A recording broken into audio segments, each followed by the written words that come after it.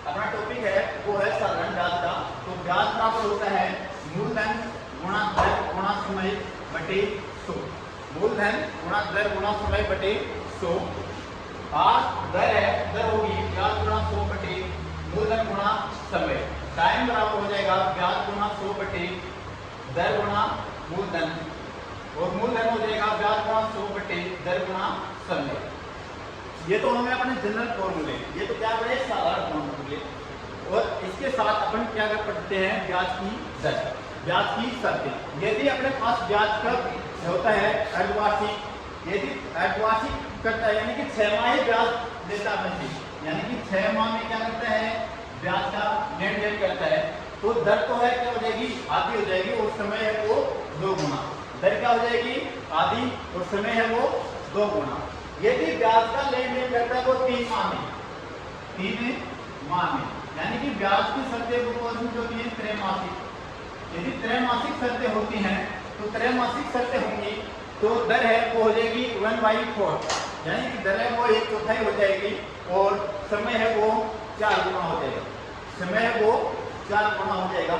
यदि ब्याज की शर्तें लगता है वो लगता है 4 माह है, 4 माह लगता है, यानी कि साल में कितनी बार हिसाब करता है 3 बार। यदि 3 बार हिसाब करता है तो दर है वो हो जाएगी 1/3, और समय वो हो जाएगा 3 गुना।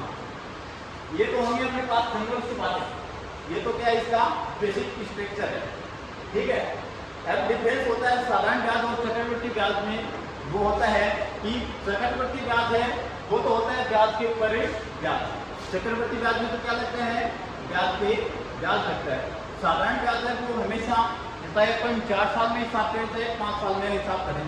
यदि प्रति साल करते हैं तो मान लो कि जो पहले साल यदि अपने पास 10 रुपए का लगा है, मान लो कि अपने पास 100 रुपए है और अपने 10% से क्या लिए हैं उधार लिए किसी से, 100 रुपये की राशि है वो अपने उधार लिए, 100 रुपये की राशि है वो क्या लिए अपने उधार लिए किसी से, 100 रुपये की राशि 10% से क्या लिए अपन ने उधार लिए।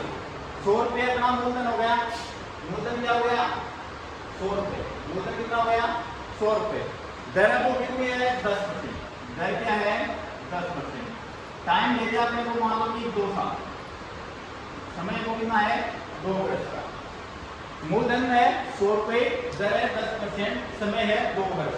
तो अपने को डिफरेंशियल करना है साधारण ब्याज और चक्रवृद्धि ब्याज, यानी कि इनमें दोनों में अंतर क्या होता है, दोनों में अंतर क्या होता है।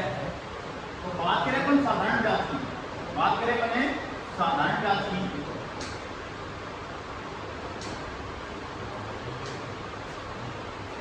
तो साधारण ब्याज है वो निकालेंगे यदि अपन, तो अपन फॉर्मूले में रख देंगे P/T/100। प्रिंसिपल है वो अपना, प्रिंसिपल कितना है 100, R कितना है 10, टाइम कितना है 2 वर्ष का, बटे हो गया। दोनों से काट देंगे तो दोनों से काटा तो मूलधन तो साधारण ब्याज से ब्याज कितना गया 20 रुपए, 20 रुपए आ गया। वैसे अपन सीधा करना चाहें तो 10% है तो 10% 100 का कितना हो जाएगा 100 रुपए का 10% निकालना है तो कितना जाएगा 10 रुपए, कितना जाएगा 10 रुपए। पहले वर्ष कितना मिलेगा 10 रुपए, पहले वर्ष भी कितना मिलेगा 10 रुपए, दूसरे साल भी कितना मिलेगा 10 रुपए, यानी कि 10 रुपए मिला दोनों साल, दोनों साल क्या मिला 10। अभी ये जब चक्रवृद्धि ब्याज में क्या होता है, चक्रवृद्धि ब्याज के अंदर क्या होता है, पहले साल का ब्याज तो दोनों में ही क्या रहता है बराबर रहता है, 10 रुपए इधर मिलेगा 10 रुपए ही इधर मिलेगा। इसके बाद क्या होता है दूसरे साल 10 रुपए तो मिलेगा ही मिलेगा, क्योंकि दोनों बार क्या मिलेगा 10 रुपए तो मिलेगा ही मिलेगा। चक्रवृद्धि ब्याज के अंदर क्या होता है, ये जो 10 रुपए पहले साल ब्याज मिला है ये प्रथम वर्ष का क्या है ब्याज, प्रथम वर्ष का क्या है ब्याज, इस पे भी क्या लगाएगा वो ब्याज लगाएगा। चक्रवृद्धि ब्याज में क्या होता है कि ब्याज के ऊपर भी क्या लगता है ब्याज लगता है, तो इस 10 का भी 10% लगेगा, 10 का 10% कितना होगा 1 रुपया, प्लस इसमें 1 रुपया ऐड और हो जाएगा, तो दूसरे साल इसमें ब्याज कितना मिलेगा अपने को 11 रुपये। अब देखो साधारण ब्याज से किया तो अपने 2 साल में कितने रुपए प्राप्त हुए 20, 2 साल में कितने रुपए प्राप्त हुए 20, और चक्रवृद्धि ब्याज से कितने रुपए प्राप्त हुए 10 रुपए तो ये हैं और 11 रुपए ये हैं, 10 प्लस 11 कितने रुपए प्राप्त हुए 20। तो चक्रवृद्धि ब्याज में कितना रुपया अधिक प्राप्त हुआ अपने को, कितना रुपया प्राप्त हुआ अधिक 1 रुपया, 1 रुपया है तो किसका प्राप्त हुआ अपने को, ब्याज के ऊपर क्या लगा, ब्याज लगा, ब्याज के ऊपर ब्याज लगा तो क्या हुआ अपने को एक्स्ट्रा प्राप्त हुआ, क्या हुआ वो एक्स्ट्रा प्राप्त हुआ। ठीक है, अब देखो क्वेश्चन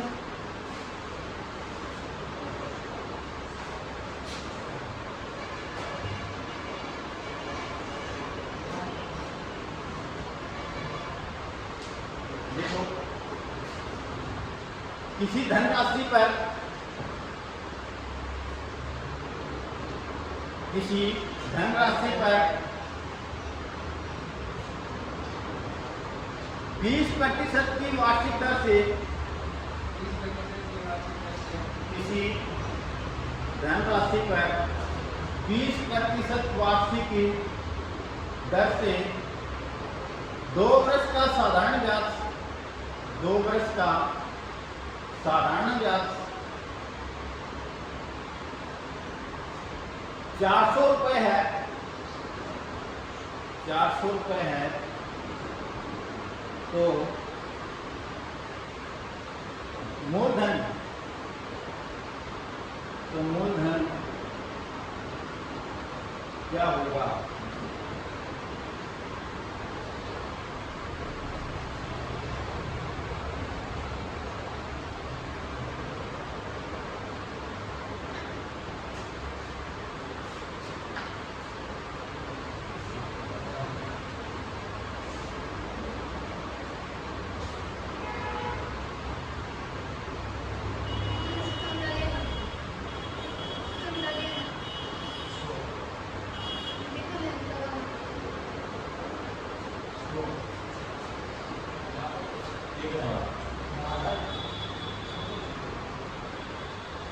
अरे अपने को ब्याज क्या है, एक तो क्या दिया हुआ है ब्याज, ब्याज आपको कितना है 400 रुपये, ब्याज कितना दिया हुआ है 400 रुपये, दर, दर कितनी है 20%, दर कितनी है 20%, और समय कितना है, समय 2 वर्ष। दूसरा क्या है मूलधन, मूलधन क्या है ज्ञात करना, मूलधन क्या करना अपने को ज्ञात, तो वो ब्याज गुणा 100/10, 20 गुणा समय कितना है 2 वर्ष, काट दो 20 400, 2 से 2 कट गया, कितना हो गया 10 गुणा 100 कितना आ जाएगा 1000। ये तो अपना बेसिक, ये तो क्या है बेसिक।